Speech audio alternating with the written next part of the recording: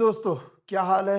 Hope आप सभी लोग फिट होंगे, फाइन होंगे और आपके चेतन भैया फिर से एक नए वीडियो के साथ आए हुए हैं, जिसमें हम लोग पढ़ने वाले हैं चैप्टर नंबर 3 हिस्ट्री का क्लास 7th का। ये क्लास 7th के चैप्टर नंबर 3rd है, जो कि बहुत ही इंटरेस्टिंग वे में हम पढ़ने वाले हैं और इस चैप्टर का नाम है Delhi 12th to 15th century. तो हम लोग इस चैप्टर में सिर्फ और सिर्फ चैप्टर नंबर 2 और चैप्टर नंबर 4 या फिर एंशिएंट को मेडिवल से एक ब्रिज बना के देंगे। इस चैप्टर में हम लोग पढ़ने वाले हैं कि कैसे बाहर के इन्वेजन होते हैं, कैसे दिल्ली सल्तनत का जो फाउंडेशन है वो रखा जाता है। ये सारी चीजें हम लोग इस चैप्टर में पढ़ने वाले हैं। तो होपफुली आप लोगों को ये वीडियो अच्छा लगेगा और बहुत ही हेल्पफुल रहेगा आपको आपके रिवीजन में, आपके नोट मेकिंग्स में। ठीक है, तो मेरा सजेशन ये है कि आप लोग जब अभी यहाँ पर बैठे ही हो तो अपनी नोटबुक्स और अपने बुक्स को लेकर साथ में बैठो, जिससे कि आप बुक से भी रेफर कर सको और साथ ही साथ अपने नोट्स भी बना सको। ठीक है, तो चलिए स्टार्ट करते हैं। हम लोगों ने मेडिवल इंडिया का स्टार्ट किया था, पिछले ही चैप्टर्स में हमने स्टार्ट किया हुआ है। हमने देखा था चैप्टर नंबर 2 में कुछ न्यू न्यू किंगडम्स और किंग्स आते हैं, राइट। अब हम लोग चैप्टर नंबर 3 में देखेंगे कि कैसे कॉन्फ्लिक्ट्स होते हैं, जिसे 1200 से 1526 के बीच में पीरियड ऑफ कॉन्फ्लिक्ट भी बोला जाता है। हम लोग देखेंगे कि कैसे यहाँ पर राजपूत के अगेंस्ट फाइट होती है, नोबिलिटीज के बीच में फाइट होती है, मौला एंड मौलवी सामने आते हैं और दिल्ली सल्तनत का फाउंडेशन रखते हैं। बेसिकली दिल्ली सल्तनत इसके आगे स्टार्ट हो जाती है। हम लोग वो सब देखेंगे कैसे मुगल पीरियड आता है। हम लोग चैप्टर नंबर 4 में हम लोग जाने वाले हैं और मुगल पीरियड के बारे में पढ़ने वाले हैं। तो ये जो मुगल पीरियड है वो कैसे स्टार्ट होता है वो हम लोग चैप्टर नंबर 3 में पढ़ने वाले हैं, बहुत अच्छे तरह से पढ़ने वाले हैं। और जो चैप्टर 4 है वो 1526 से 1761 के बीच में हम लोग पढ़ने वाले हैं। उसके बीच में जो भी चीजें हुई, मतलब बेसिकली औरंगजेब तक जो भी चीजें हुई, वो सारी चीजें हम लोग आगे पढ़ने वाले हैं चैप्टर नंबर 4 एंड ऑनवर्ड्स। ठीक है, इसे period of peace and conciliation भी बोला जाता है। बेसिकली यहाँ पे मुगल्स जो है अपना इस्टेब्लिशमेंट कर रहे थे, अपने किंग्स जो किंगडम्स है वो इस्टेब्लिश कर रहे थे। तो हम लोग सोच सकते हैं मतलब कि यहाँ पर थोड़ा सा शांति थी और प्लस एक्सपेंशन चल रहा था, वो अपने ही अंदर एक्सपेंशन कर रहे थे। वो सारी चीजें हम लोग देखेंगे। ठीक है, हम लोग आते हैं प्री मेडिवल इंडिया पर। हम लोग पहले वाले को, पहले चैप्टर्स जो है उनको थोड़ा लिंक कर देते हैं इस चैप्टर के साथ। ठीक है, ओके, जस्ट अ मिनट।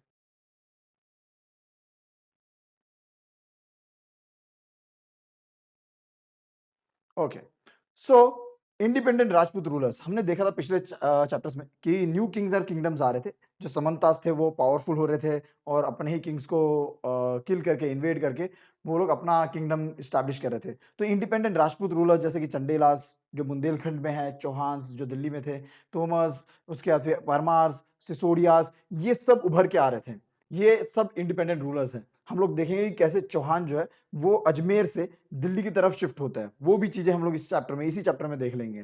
ठीक है, और जब इंडिपेंडेंट रूलर्स स्टैब्लिश हो रहे थे उसी समय फॉरेन इन्वेजन भी हो रहा था। सबसे पहले जो फॉरेन इन्वेजन होता है वो होता है मोहम्मद बिन कासिम के थ्रू 1712 एडी में, जो कि इन्वेड करता है सिंध को। और सिंध में उस समय धार जो राजा है, धार राजा जो है वो बैठे हुए थे और उनको उठाकर ये पलटने की कोशिश करता है, गद्दी पलटने की कोशिश करता है, सत्ता पलटने की कोशिश करता है और अटैक कर देता है धार पर। लेकिन जो सिंध के राजा हैं, ठीक है, वो इतने पावरफुल थे कि उन्होंने कासिम को रोक लिया था। बट उनके ही लोगों ने बिट्रेट कर दिया। उनके ही लोगों ने कासिम का साथ दे दिया, क्योंकि कासिम ने उनसे वादा किया था कि अगर आप लोग मेरी हेल्प करते हो तो मैं आपकी सारी नीड्स जो है फुलफिल करूंगा। आपको मतलब जो भी चाहिए वो सब मैं आपको दिलाऊंगा। इसीलिए उनके ही लोगों ने राजा को हटा दिया। ठीक है, तो मोहम्मद बिन कासिम जो है वो जीत जाते हैं। ये सारी चीजें होने के बाद हमारा जो मोहम्मद बिन कासिम के बाद जो नेक्स्ट इन्वेजन होता है वो हम लोग देखेंगे। नेक्स्ट इन्वेजन कौन करता है? तो वो था मोहम्मद ऑफ गजनी। वो था मोहम्मद ऑफ गजनी। अब Mohammad of Ghazni 17 time raid करता है, 17 टाइम रेड करता है इंडिया पर। और 16th जो रेड होता है वो सबसे भयानक रेड होता है। इससे पहले भी उन्होंने बहुत सारे रेड किया था, जिसमें से एक फेमस रेड मैं बता देता हूँ। मोहम्मद ऑफ गजनी जो है वो अटैक करता है आनंद पाल पर, ठीक है, 108 में, जिसे बैटल ऑफ वही हिंद भी कहा जाता है। ये इंपॉर्टेंट है थोड़ा सा और बड़ी बैटल थी, इसलिए फिर मैंने इसमें नोट डाउन कर दिया। आपके बुक के अंदर भी है, आप लोग देख सकते हो। ठीक है, तो बैटल ऑफ वही हिंद, जो सेकंड बैटल ऑफ वही हिंद है, बहुत ही भयानक युद्ध था। ठीक है, 17 टाइम्स गजनी ने रेड किया हुआ है सिंध के अक्रॉस, और 16th रेड जो है वो सोमनाथ पे करता है और पूरा सोना जो है वो लूट के चला जाता है। अप्रोक्सीमेटली 70% ऑफ द सोमनाथ जो है वो मोहम्मद गजनी उठा के ले जाता है। और मोहम्मद गजनी के बाद आता है किसकी बारी?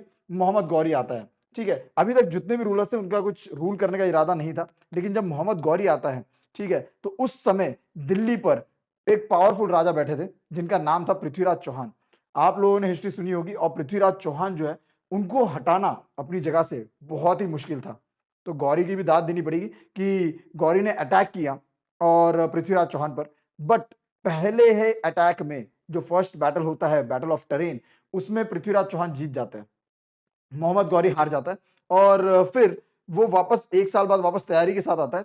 लेकिन इस समय भी उसके कोई चांसेस नहीं थे, क्योंकि पृथ्वीराज चौहान जैसे राजा, जो इतने पावरफुल राजा है, उनको हटाना बहुत ही मुश्किल काम है, जो सेकंड बैटल ऑफ टरेन में उसने करने की कोशिश की। लेकिन इस समय मोहम्मद गौरी जो है वो जीत जाता है। अब मोहम्मद गौरी क्यों जीता? क्योंकि जो कनौज के राजा है, रूलर, ठीक है, जिनका नाम जयचंद्रा था, वो उन्होंने हेल्प कर दी गौरी की। ठीक है, जयचंद्रा जो है वो कनौज के राजा थे और पृथ्वीराज चौहान से थोड़ी सी उनकी अनबन थी, क्योंकि कनौज जो है उस समय बहुत ही ज्यादा फ्लरिश हो रहा था और बहुत सारे जो रीजनल एम्पायर्स है, हमने त्रिपटाराइट स्ट्रगल भी देखा हमने कि वो कनौज के लिए चल रहा था। तो कनौज के जो राजा है जयचंद्रा, वो बहुत ही ज्यादा नाराज थे पृथ्वीराज चौहान से, और इसीलिए उन्होंने गौरी को क्या कर दिया, गौरी का साथ दिया और गौरी ने फिर अटैक कर दिया। लेकिन हमेशा याद रखना, अगर आप अपनों को ही धोखा दोगे तो इन रिटर्न आपको ही धोखा मिलेगा और आपका ही नुकसान होगा, और वही जयचंद्रा के साथ भी हुआ। तो मोहम्मद गौरी ने बाद में जयचंद्रा पर ही अटैक कर दिया और बैटल ऑफ चंदवन में जयचंद्रा को हरा दिया। तो हम लोग देख सकते हैं अपने लाइफ में भी अपने दोस्त अच्छे बनाइए, ठीक है, अदरवाइज यही नतीजा होगा। और किसी को हराने के चक्कर में मत रहिए, अपने आप को बिल्ड करिए। उसके बाद जब गौरी जीत जाता है, वॉर जीत जाता है, पृथ्वीराज चौहान जी को हरा देता है, तो फिर गौरी जो है वो अपना स्लेव वहां पे एस्टैब्लिश कर देता है, वहां पे रख देता है, दिल्ली में रख देता है, जिसका नाम था कुतुबुद्दीन ऐबक। कुतुबुद्दीन ऐबक को जो है वहां पर रख दिया जाता है, तख्ते पे बिठा दिया जाता है, और वो एज ए गवर्नर वहां से गवर्न करता है। लेकिन गौरी की डेथ हो जाती है, और जैसे ही गौरी की डेथ हो जाती है तो गौरी डायनेस्टी जो है उससे कनेक्शन उसका टूट जाता है और वो आजाद हो जाता है, और यहां से इस्टेब्लिश होती है इंडिया के अंदर स्लेव डायनेस्टी, और स्लेव डायनेस्टी का शुरुआत हो जाती है। हम लोग इंडिया में देखेंगे कि स्लेव डायनेस्टी जो है वो कुतुबुद्दीन ऐबक से स्टार्ट हुई थी, जो कि स्लेव था, और आगे फिर अभी स्टोरी चलती है। अब स्टोरी में ऐसा है कि हम लोग दिल्ली के बारे में पहले देख लेते हैं कि दिल्ली जगह कैसी है, क्यों इतना वो हो रहा है, मतलब युद्ध क्यों हो रहा है। तो पहले दिल्ली तोमस के हाथ में थी, और वो कैपिटल थी तोमस का। तोमस जो राजपूत है बेसिकली दिल्ली में रहते थे, और उसके बाद जो चौहान्स है उन्होंने तोमर को हटाया और दिल्ली पे कब्जा कर लिया। फिर पृथ्वीराज चौहान थे, और फिर जो गौरी वाला इंसिडेंट हुआ वो हुआ। जैना मर्चेंट जो है वो भी दिल्ली में रहते थे, और दिल्ली में रहकर उन्होंने बहुत सारे टेम्पल्स को एस्टैब्लिश किया, बहुत सारे टेम्पल्स, और फ्लरिश हुआ। और ऑब्वियसली बात है, टेम्पल जो है वो न्यूक्लियस का काम करता है, न्यूक्लियाई ऑफ सेटलमेंट का काम करता है। हम लोगों ने प्रीवियस चैप्टर्स में भी देखा है, टेम्पल जो है अगर आप टेम्पल लगा दो तो उसके चारों तरफ जो है मार्केट सेटअप होता है, न्यू कल्चर्स आता है, न्यू कल्चर स्टार्ट होने लगता है, सोशल डेवलपमेंट होने लगता है। और वैसे ही इस जगह पर भी होने लगा, दिल्ली में भी होने लगा।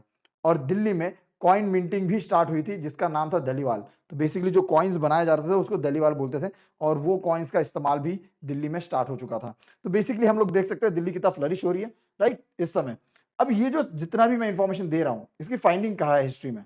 अगर मैं बात करूं, हम लोग को इंस्क्रिप्शंस के थ्रू हमारे को पता चलता है कि कैसे दिल्ली डेवलप हो रही है, कॉइन्स के थ्रू पता चलता है, आर्किटेक्चर के थ्रू पता चलता है। ये सारी चीजें हम लोगों ने प्रीवियस क्लास में फर्स्ट चैप्टर में पढ़ रखा है कि कौन कौन से सोर्सेज है हिस्ट्री को जानने के। उसमें से एक सोर्स जो है तारीख एंड त्वारिख, ठीक है, तारीख या त्वारिख जो है, बेसिकली ये पर्शियन वर्ड है हिस्ट्रीज के लिए। ये भी हमारे को डिटेल देता है कि दिल्ली के हिस्ट्री के बारे में। ठीक है, तारीख और त्वारिख जो है एक डॉक्यूमेंट है, जो कि इनके ऑथर होते थे और वो लोग लिखते थे।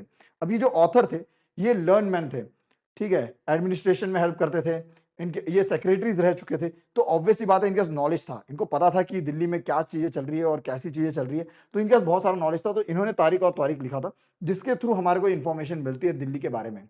ठीक है, उसके बाद ये लोग सिटीज में रहते थे, ये लोग हार्डली विलेजेस में रहता था। जैसे ही तारीख आप पढ़ोगे तो उसमें सिटीज की ज्यादा इंफॉर्मेशन है as compared to villages, right. तो विलेजेस में वो लोग रहते नहीं थे, वो लोग सिटीज में रहते थे, इसलिए सिटीज की इंफॉर्मेशन उन्होंने ज्यादा लिखी हुई है।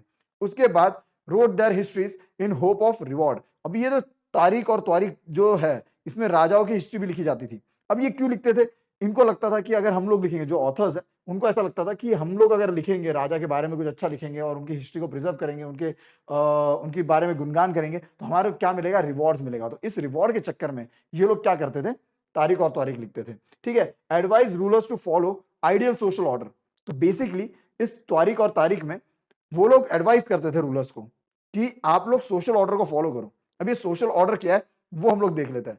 तो सोशल ऑर्डर को देखने के लिए इसके अंदर बेसिकली दो चीजें होती थी। बर्थ राइट के बारे में बात की गई थी, ठीक है, और दूसरा ये जेंडर डिस्टिंक्शन के बारे में। बर्थ राइट मतलब फैमिलीज ऑफ बर्थ, बेसिकली जो क्या बोलते हैं, पैदा हुआ है उसी फैमिली में आगे जो ऑक्यूपेशन है वो कंटिन्यू करे। ठीक है, इसके बारे में बात किया गया। बर्थ से क्या राइट्स मिलने चाहिए उसके बारे में ये बताई गई थी, किसको कौन से राइट मिलने चाहिए birth at time of birth and after the birth, कौन से राइट्स मिलने चाहिए, ये सारी चीजें इसके बारे में बताई गई थी आइडियल सोशल ऑर्डर में। ठीक है, अगर जेंडर डिस्टिंक्शन की बात करें तो man is physically powerful than women, ये बोला गया कि जो मैन है वो फिजिकली पावरफुल है मैन से, तो फिर मैन को ज्यादा वो मिलना चाहिए, रिस्पेक्ट मिलना चाहिए। वुमेन से ज्यादा पावरफुल है तो मैन को ज्यादा वो मिलना चाहिए, रिस्पेक्ट मिलना चाहिए, पावर मिलनी चाहिए। ठीक है, अब जो गॉड है उन्होंने दो तरीके से डिस्टिंक्शन किया हुआ है। ठीक है, एक है, आप लोग देख सकते हो, एक है बायोलॉजिकल और एक है सोशोलॉजिकल। तो बायोलॉजिकल मतलब जो फिजिकली डिस्टिंक्शन है, और सोशोलॉजिकल मतलब ह्यूमन, जो मैन है, मैन को ज्यादा पावर दी है एज कंपेयर टू वुमेन। तो उससे हमारे को वो भूलना नहीं चाहिए और वो आइडियल सोशल ऑर्डर जो है उसको फॉलो करना चाहिए किंग ने। ठीक है, ये सारी चीजें जो है वो किसमें लिखा हुआ था? तारीख या तारीख में लिखा हुआ था, ऑथर्स लिखते थे। आप लोग देख सकते हो यहाँ पर भी ये रजिया रजिया जो है उनके बारे में लिखा हुआ है। सुल्तान इल्तुतमिश जो है उनकी बेटी है, उनकी डॉटर है, और उनके बारे में लिखा है कि जो रजिया है वो बहुत ही काबिल थी एज कंपेयर टू उनके जो भाई है। ठीक है, जो ब्रदर्स है उनसे ज्यादा कैपेबल जो है वो रजिया थी। बट स्टिल जो उनके ही नोबिलिटीज है, नोबल मैन है, या उनके ही जो मिनिस्टर्स है, वही नहीं चाहते थे कि एक वुमेन उन पर रूल करे। उनके लोग जो है वही नहीं चाहते थे। मिनाज ई सिराज खुद ही बोलते थे कि जो क्वीन है, आप इस पूरे पैराग्राफ को पढ़ सकते हो, आपको डिटेल पता चल जाएगा, जो क्वीन है वो ज्यादा पावरफुल है एज कंपेयर टू ब्रदर्स, लेकिन फिर भी उन्होंने रजिया को क्या किया? उठाकर बाहर फेंक दिया। ठीक है, उन्होंने और भी जो एग्जाम्पल्स दिए हैं। ठीक है, आप देख सकते हो रुद्रमा देवी के बारे में एग्जाम्पल दिया हुआ है। ठीक है, उसके बाद और भी एग्जाम्पल्स है, रुद्रमा देवी के बाद दीदा के बारे में एग्जाम्पल दिया हुआ है। ऐसे बहुत सारे एग्जाम्पल्स जो मिनाज ई सिराज है उन्होंने अपने तारीख में लिखा हुआ है, और उन्होंने बताया कि रजिया जो है वह ज्यादा कैपेबल थी as compared to other brothers.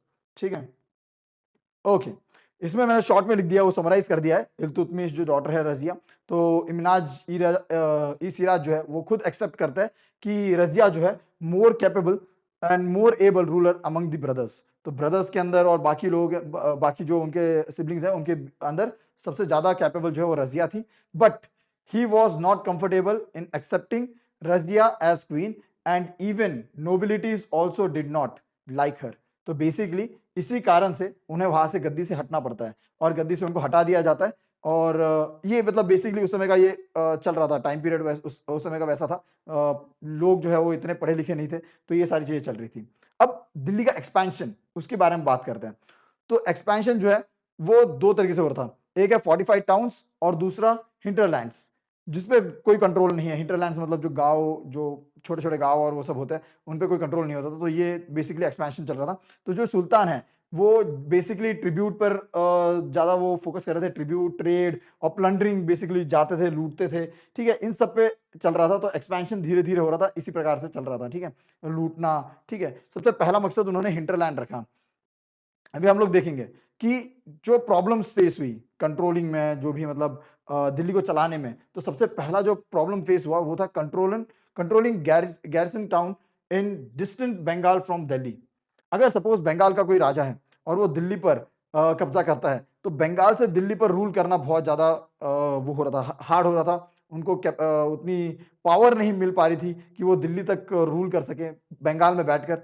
दूसरा एक था वेदर, बंगाल से लेकर दिल्ली तक आना और वहां पे रूल करना, वो वेदर भी सपोर्ट करना चाहिए, क्लाइमेटिकल कंडीशंस सपोर्ट करनी चाहिए, लेकिन वो भी नहीं हो रहे थे। ठीक है, प्लस इन्वेजन हो रहा था, मंगोल्स कंटिन्यूअसली इन्वेजन कर रहे थे। तो ये सब प्रॉब्लम्स क्रिएट हो रही थी दिल्ली के अंदर। ठीक है, दिल्ली के अंदर हम लोग ये प्रॉब्लम्स देख सकते हैं कि ये प्रॉब्लम्स आ रही थी।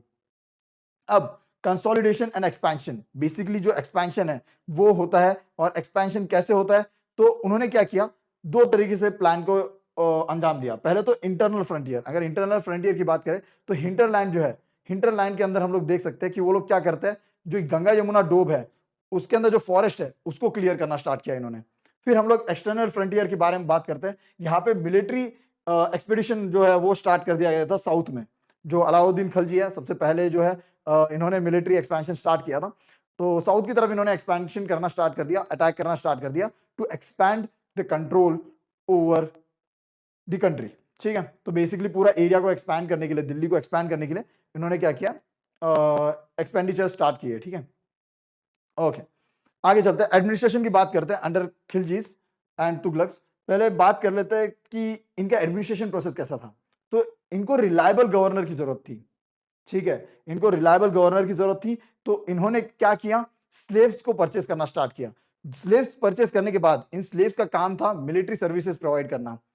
ठीक है, मिलिट्री सर्विस प्रोवाइड करना स्टार्ट किया, इन स्लेव्स को इन्होंने ट्रेनिंग देना स्टार्ट किया to hold the important political offices. तो इन स्लेव्स को ये लोग ट्रेन कर रहे थे कि ये लोग इंपॉर्टेंट पॉलिटिकल ऑफिसेस जो है एडमिनिस्ट्रेशन के लिए, उनको हैंडल कर सके और राजा को सपोर्ट कर सके, बेसिकली जो भी खिलजीज है उनको सपोर्ट कर सके।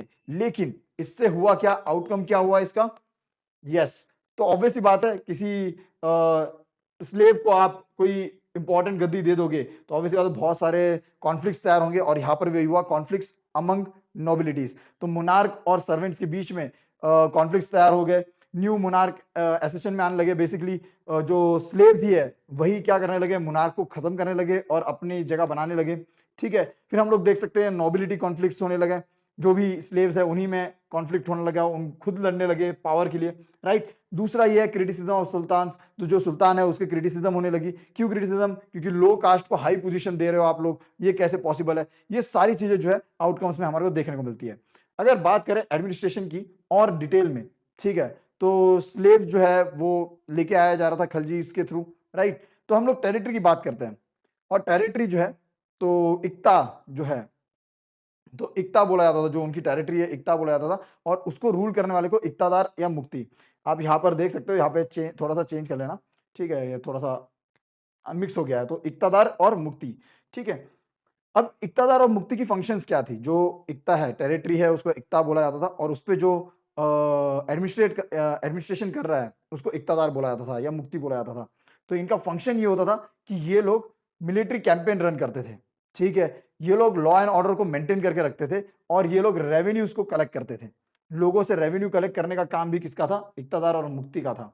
ठीक है, तो बेसिकली जो सुल्तान है वो क्या करता था, इक्ता मतलब बेसिकली जो टेरिटरी है उस पर किसी को बिठा देता था, जिसे इक्तादार या मुक्ति बोला जाता था। और इक्तादार और मुक्ति जो है उसका फंक्शन क्या है कि वो मिलिट्री कैंपेन रन करेगा एक्सपेंशन के लिए, plus law and order maintain रखेगा, और रेवेन्यू को भी कलेक्ट करेगा। अब रेवेन्यू ऑब्वियस बात है, रेवेन्यू जरूरी है, क्यों, क्योंकि सोल्जर्स को मेंटेन रखना है, उनको क्या बोलते हैं, अब खाना पानी, उनके वेपन्स, वो सबको मेंटेन रखना है, तो रेवेन्यू चाहिए। तो ये कलेक्ट रेवेन्यू भी कलेक्ट करेंगे, वो कौन करेंगे, मुक्ता ही करेंगे, इक्तादार ही करेंगे।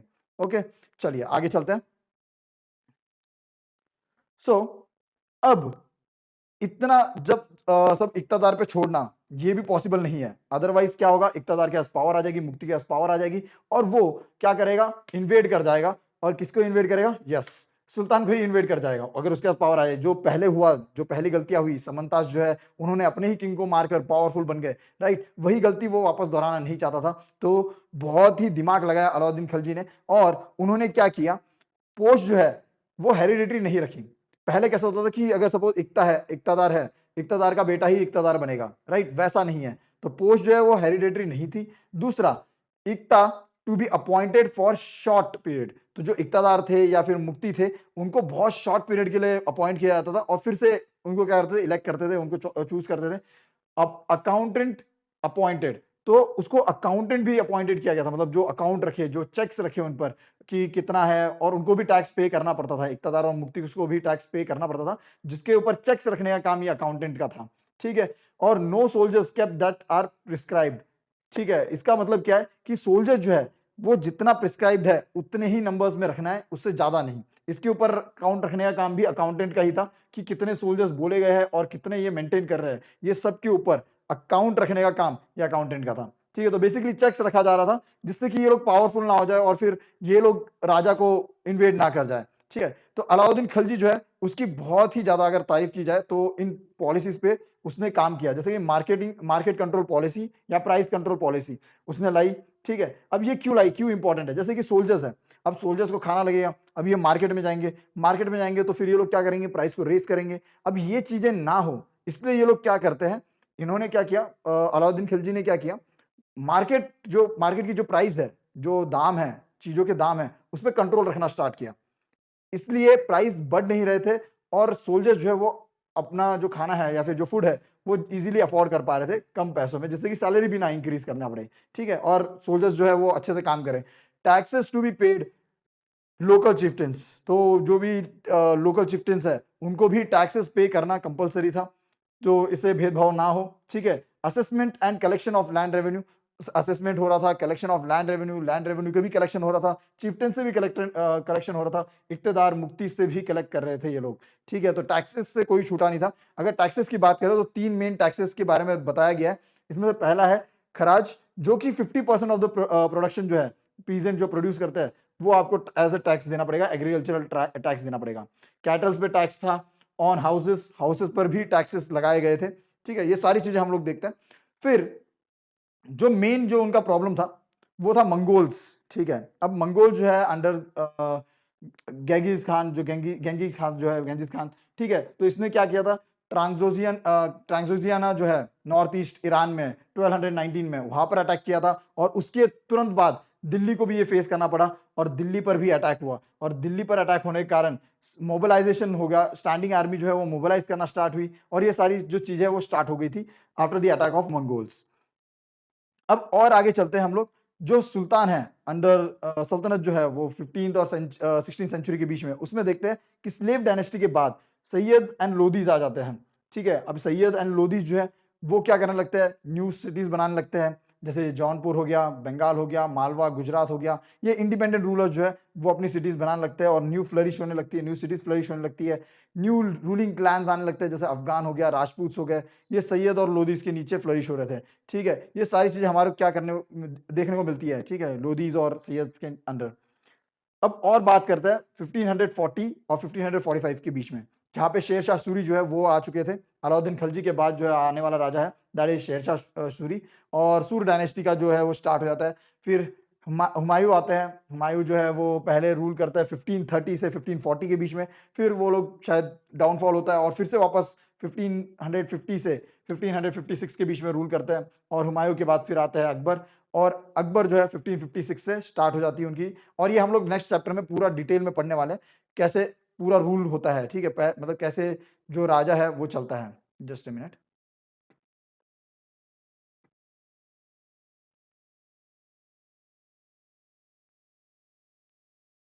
तो बेसिकली आप लोगों को होपफुली ये पूरा चैप्टर जो है वो समझ में आया होगा।